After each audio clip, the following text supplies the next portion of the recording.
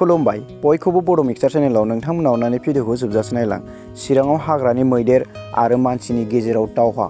थांनाय मंगलबार खालि बिजनी फुलकुमारी बिसफानियाव हरनि समाव हाग्रानि मैदेरनि गाग्लोबनायाव श्रीदम मण्डल मुंनि सासे सुबुङा जिउ गोमायो। दानिया फैदो नैथि रादाबाव। 4 नभेम्बर बयजोंबो मिथिजानाय भारत हादरनि रिपाब्लिक भारत टिभि चेनेलनि चिफ एडिटर अर्नब ग'स्वामीखौ मुम्बाइ पुलिसआ एरेस्ट खालामबाय। दानिया फैदो थामथि रादाबाव। उदालगुरि जिल्लानि सिङाव थानाय बरथंला ओनसोलनि अपर्णा काछारी मुंनि सासे फरायसुलिया IIT आनजादाव उथ्रिसार जानो हादों। दानिया फैदो ब्रैथि रादाबाव।